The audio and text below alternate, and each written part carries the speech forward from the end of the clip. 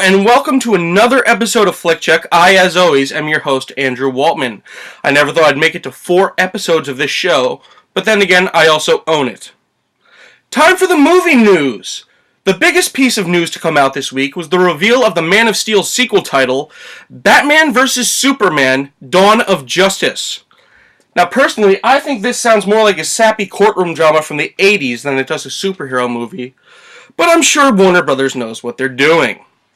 On the other side of the comic book pond, director Edgar Wright has departed the director's chair for Marvel's AntMan, a movie he has been working on since 2006. The official reason cited for his departure was creative differences between him and the studio. Can't Marvel see that the man behind the Cornetto trilogy is the perfect man for attracting ants? Do you want ants? Because that's how you get ants. Indeed. And finally, director Gareth Edwards, who made the new Godzilla movie, has been signed to direct the first Star Wars spin-off, due December 16th, 2016. I believe this is an excellent choice. Godzilla was my favorite movie so far this month, and if he's going to bring that same level of human emotion and anticipatory build-up, we've got a great movie to look forward to. I only have 2 pieces of advice for him. Trust your feelings. And don't fail me again. Time for the review! And this week we are of course talking about X-Men Days of Future Past, which many have called the best X-Men movie ever made. I'm not sure if that's totally accurate, but it's right up there with some of the good ones. Now, we've had 4 good ones already, and we've had 2 pieces of utter trash. The 7th time around, we are of course in the former category.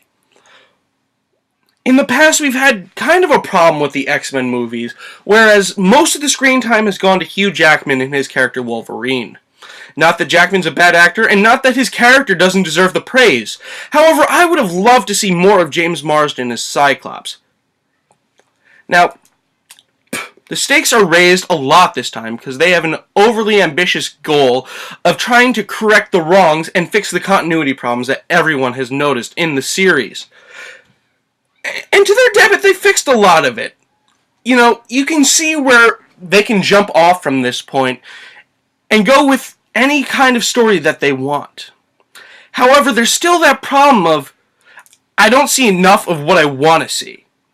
And while that's not a huge complaint considering how much they accomplished with this movie, I'd certainly love to see more of the background mutants, including Colossus or Iceman, who only in this movie finally really does that thing where he skates on the ice.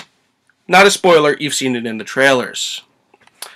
Another problem I really had with the movie, you're not totally sure exactly who you're supposed to be rooting against. I mean, obviously you have Peter Dinklage, who is clearly the bad guy in this movie. However, you're not totally sure of the intentions of every character at every moment, which makes it a little confusing, especially towards the 3rd act, but you just go with it.